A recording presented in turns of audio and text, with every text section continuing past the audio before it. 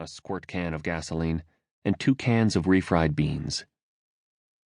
The blocks were arranged into a small pyramid, and beneath them she built a mound of balled-up flyers, into which she shot a stream of gasoline, and then sat back, struck a match, and tossed it into the combustible pile. The flame shot up, subsided, was fanned by the woman into a steady burn. Then the woman set upon the fire an iron grate, once part of a barbecue grill. The cans of beans clugged as she shook them into the pot. She had graying hair. She could be anywhere between 35 and 50.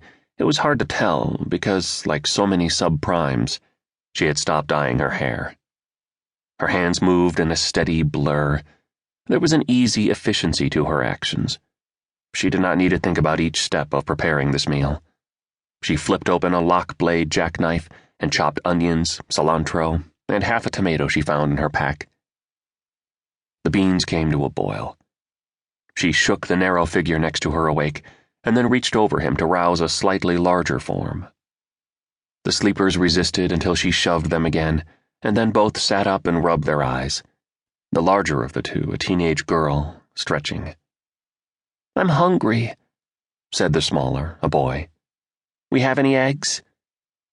The woman stirred the beans and chopped up vegetables. "Beans. We have any tortillas?" "Finished them last night." "Aw," the boy said, looking down at his bowl of beans. Near them, a man in a sleeping bag sat up. "Don't give your mom a hard time. That's good food." The boy nodded and took a mouthful. Now other women were waking, smelling the fire, glancing over at the family to see if they had finished cooking. "You mind?" said a Latina woman who wore jeans and a bra. She held in front of her a pot with dried oatmeal in it.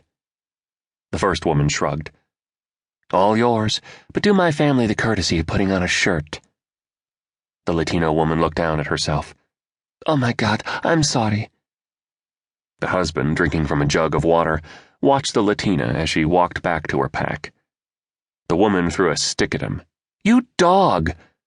He laughed. "Bailey, honey, I was just making sure she listened to you."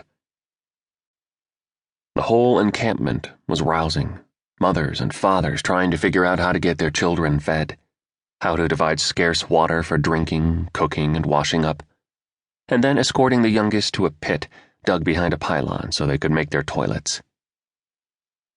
They'd been here 3 days. A rough spot, but convenient to day labor for the men, and close to an open water tap behind a gas station. Bailey had developed an internal clock for how long Orionville might last before they were run off.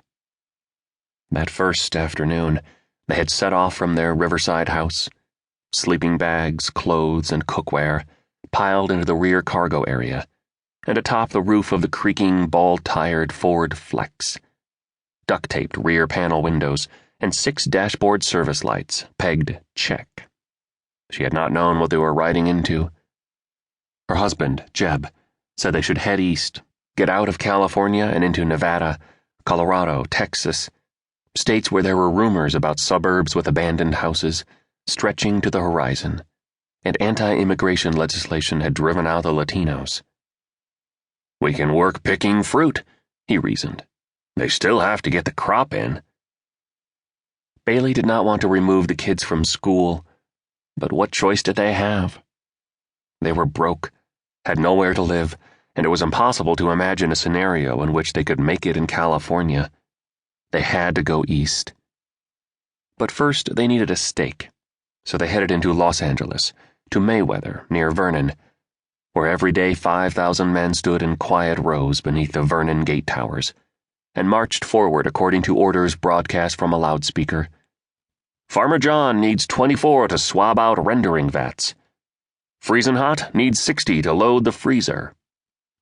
And Jeb took his place among the men every morning shortly after dawn. Now he dressed quickly, pulling on jeans, work boots, old Carhartts. In a way, they were lucky, thought Bailey. Her husband had always been strong enough for back work. Her own job, routing claims forms for a dental insurance company, had long since become redundant through a combination of better software and cheaper labor. Before that,